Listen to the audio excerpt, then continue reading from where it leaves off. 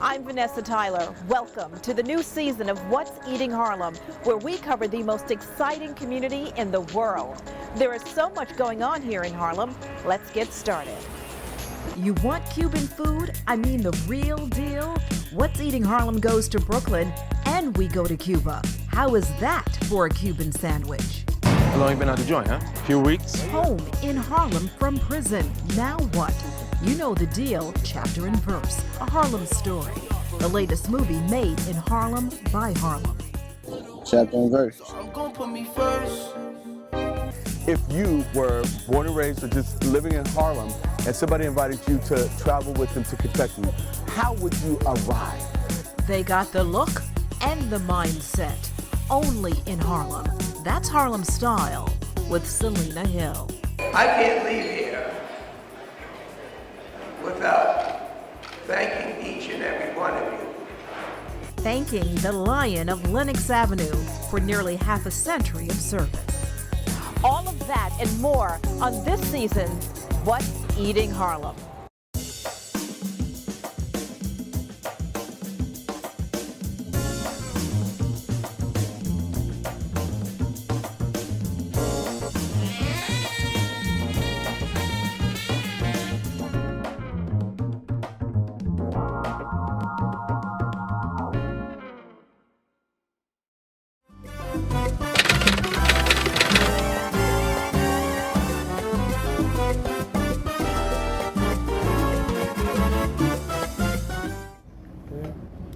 Too bad you can't smell what's cooking. We start with sofrito. Like all authentic Cuban dishes, the onions, peppers, garlic, and olive oil. And then here we've got chicken that's marinating in mojo, which is sour oranges. It is on and sizzling in the kitchen at Pilar, the Cuban food restaurant in Bed-Stuy, located at 319 Green Avenue. Firing things up is owner Ricardo Guerreras. I'm passionate about traditional Cuban food, really the food that I grew up with in Miami, when I learned how to cook. I started cooking with my grandfather, and that's what I dedicate myself towards here, just to making classic Cuban food, but really from a modern, elevated approach. Nothing says Cuban classic than the Cuban sandwich. Many have tried, but Ricardo and his sous chef Mario have raised it to an art. They make it a point to start at the bite with the bread. Right here we have our Cuban bread that's made for us exclusively by a bakery, a local bakery. Now this is how you make a Cuban sandwich. The ingredients are a really great bone-in smoked ham, plain old yellow mustard. It works better than Dijon, nothing fancy here. Okay. I don't like yellow mustard, but it goes on the Cuban sandwich. I tried it with Dijon, it just didn't work as well. But the fat content that we get from the pork and the cheese and the ham needs to be cut by that yellow mustard. Good old dill pickles, kosher dill pickles. Mojo marinated roast pork. Again, we get pork shoulder, and we marinate it in the sour oranges and the garlic and the oregano and the cumin overnight. Next comes the ham. Around 2.5, 3 ounces of ham. And then we got some really good imported Swiss cheese.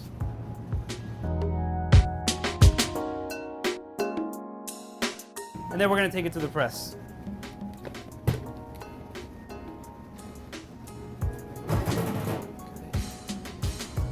Okay. So plain old butter. Okay.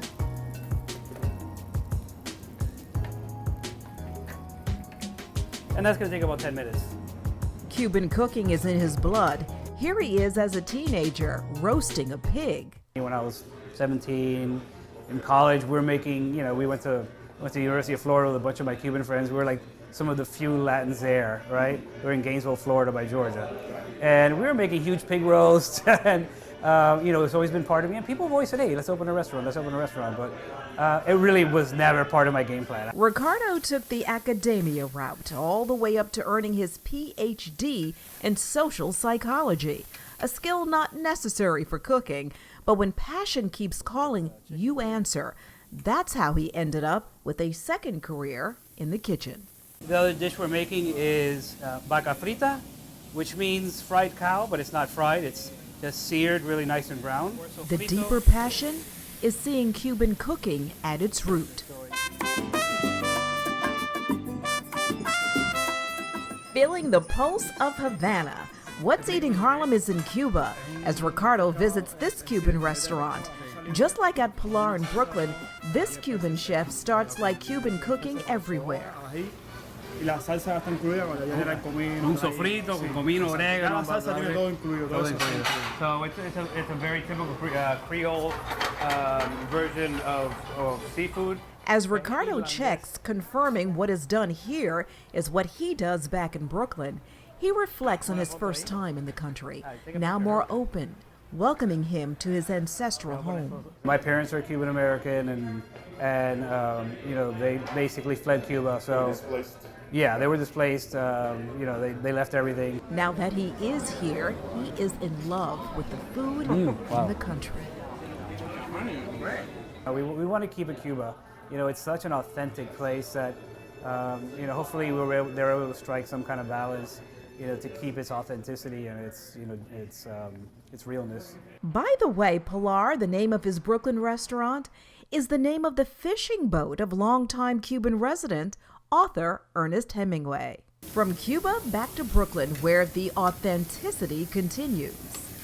Okay, so we've got the sofrito, we've got the chicken stock, we've got some tomatoes, we got oregano, we've got garlic and bay leaf, and we're almost set. It also has a little bit of saffron in there. Customers at Pilar, big and small, are eating it up. We ordered rice and beans and Mai. She loves this restaurant, so we come here often. Here's the finish. Bring your appetite. It's a very classic, beautiful arroz con pollo a la chorrera, soupy chicken and saffron rice. And here you've got vaca frita, skirt steak, braised and seared with onions and garlic. We've got the beautiful quintessential black beans, rice, the sweet plantains, and then a nice avocado and some little chopped salad of roasted peppers we roast in-house, and some hearts of palm. And that is a beautiful Cuban sandwich.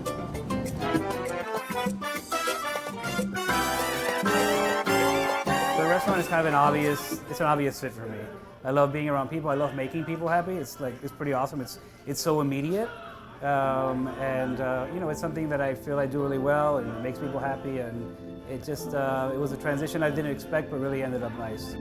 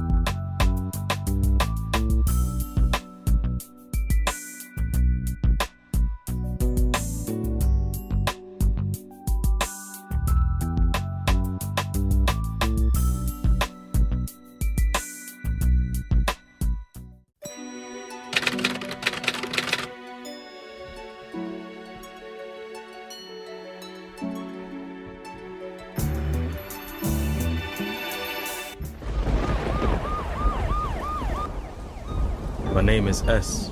Lance Ingram. They used to call me L.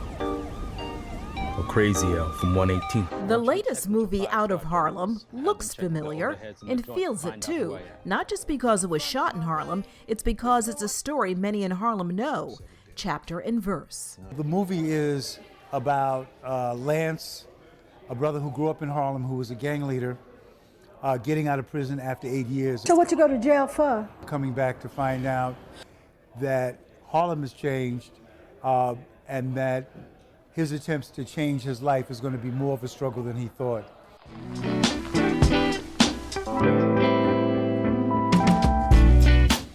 On this night, a Harlem crowd came to see Chapter and Verse, A Harlem Story. There was a champagne reception before the movie. For Daniel Beatty, who wrote and stars in the flick, this story is his life. My father has been in and out of prison 60 times, 60 over the course of my life. I also have an older brother who is addicted to crack cocaine in and out of prison. And then my writing partner and collaborator Jamal Joseph spent 8.5 years in prison due to his activism with the Black Panthers. So we sat down and we said we really want to tell the story of the men behind the statistics, and so that was the inspiration. A situation that we're all too familiar with in the black community, that is men coming home from prison, trying to rebuild their lives. 1 in 3 black men in Harlem have been in prison or will wind up in prison. So who is that third man? We know who he is. He's our brother, our father, our son, our nephew, our friend, and we wanted to do a human portrait. Job? I got 2 computer certificates. We'll get back to you. Background and your references. No jobs, no jobs. First week for free. See the money, make the deliveries. Make the deliveries. Working as just with such a great ensemble in Harlem, it was such a family that we became. This is my grandson, Ty. Why? He's a good kid. The movie stars new actor, Harlem native Kadeem Diop. It also stars the delightful Loretta Devine and heartthrob Omari Hardwick.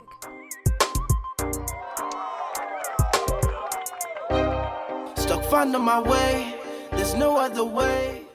I got you. You live and you learn, I'm just writing my... The movie was shot in Harlem. In fact, Harlem made the perfect backdrop. I live in Harlem. I have a home here. Jamal also lives in Harlem. It's an incredible community. It's also a microcosm of what's going on in our world right now. $1 million condos and brownstones across the street from housing projects. And so it's really a perfect place to tell this story. During the post-film Q&A portion, Omari, Jamal, Daniel, and Kadeem say it's vital the film is being told by them. It's so important, as Daniel said, that we control the narrative and that we control the narrative behind the narrative. For folks that say that these films can't be successful, that we can't find an audience, we can write a narrative that says, yes, we can, and we did it. The audience loved it. I'm a Harlem resident. I've lived here my whole life. So I definitely understand the dynamics that was going on in the movie. It's a beautiful story. The cast hopes everyone loves the story. Jamal Joseph wants to make this movie a moonlight moment. And like that movie, this little independent film should get a lot of attention. It has plenty to say. Chapter and verse. I'm gonna put me first. Just mark my words. A whole chapter and verse. Write it up, write it up, write it up. Chapter, write it up, write it up, write it up.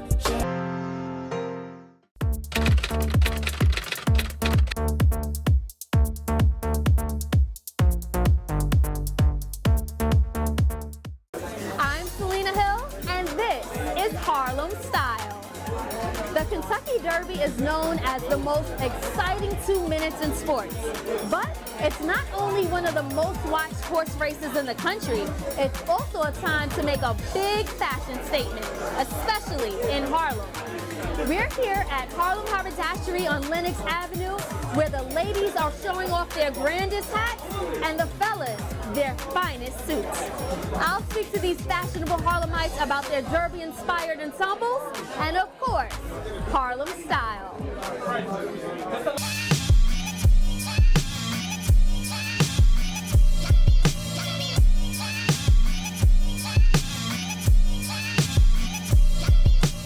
Today we are proud to celebrate our 5th anniversary at Harlem Haberdashery with the Kentucky Derby style event. We love family fashion entertainment, and so this is an excellent intersection of all of those things. There's a lot of equestrian history in Harlem, so we're celebrating that, and who doesn't love a party where you get to dress your best and look fly? Oh, how they play, Boy, they really sway. The horse was the preferred transportation long time ago. And so for us to kind of want to celebrate that history and intertwine it with our anniversary was perfect for us because it lets us know that the past is connected to the present and connected to the future. So there's a lot of rich history in Harlem. There's always something new to learn about, and we're always excited to kind of connect the past to the present for us.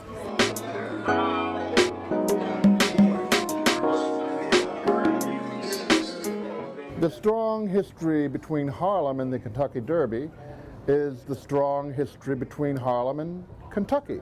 With the great migration of time from the imposition of Jim Crow in the South beginning in the 1890s onward, black people who came here from every part of the South, but many from Kentucky.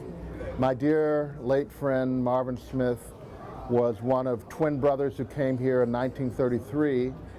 They were photographers. They had a photography studio next to the Apollo Theater, and they found when they came here, and it was the height of the Great Depression, and they needed work, they went to the office of the WPA trying to get jobs, and unless you lived in New York, you weren't supposed to get these jobs, but there was a hometown man from Lexington, Kentucky, where they were from, who had the job of distributing the jobs, and so they were able to get a job working, doing landscaping work in Mount Morris Park, what's now Marcus Garvey Park. And so that was what sustained them, and many, many people came to Harlem as this kind of Mecca, promised land, who were African Americans. The Kentucky Derby is this festival that everyone participates in because African Americans know that were it not for black people and the role we played in raising those horses, there never would have been a horse or a derby or anything.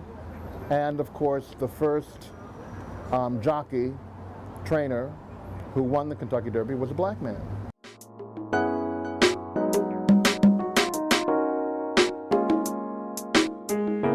If you were born and raised or just living in Harlem and somebody invited you to travel with them to Kentucky, how would you arrive?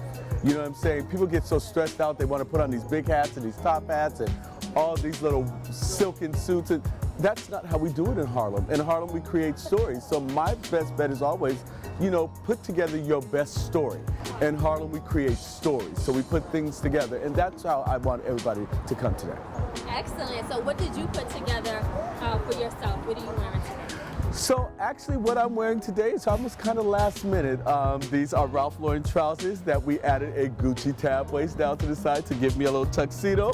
My classic vintage Gucci shoes that I've had probably about 30 years, about that old. And then my actual gingham shirt and tie was from Top Man. Very $17.99 on sale.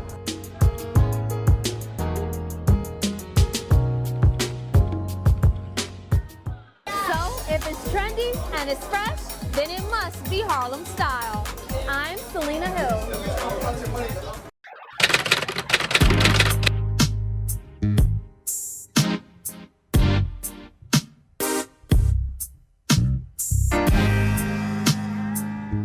In honoring my mentor, my colleague, the Honorable Charles Rangel. The honor to the Lion of Lenox Avenue. On this day, many in Harlem tried to find the words. I want to thank you for all you've done all these years.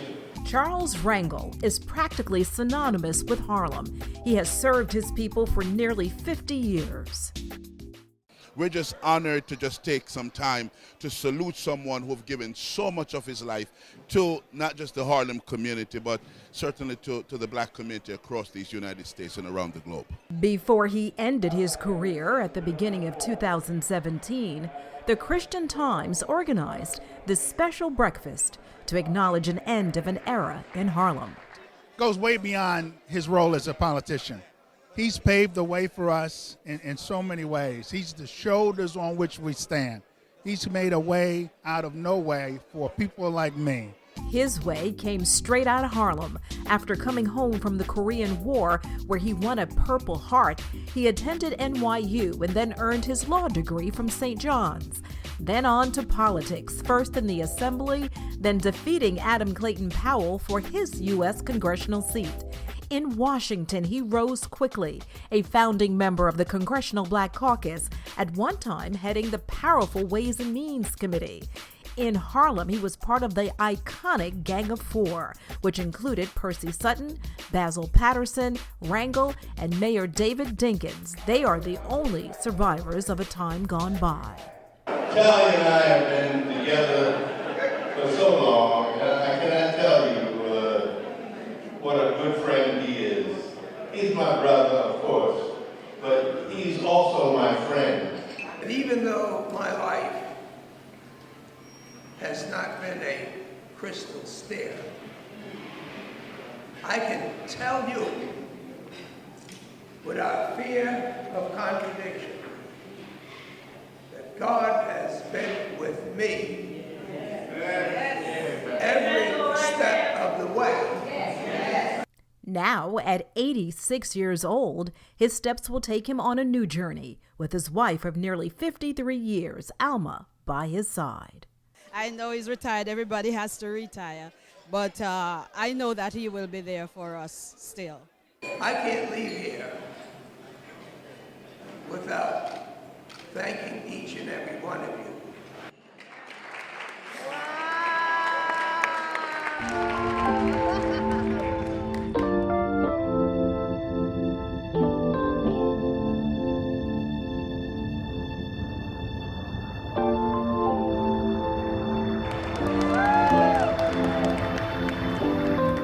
That's all the time we have for now, but join us next time on What's Eating Harlem.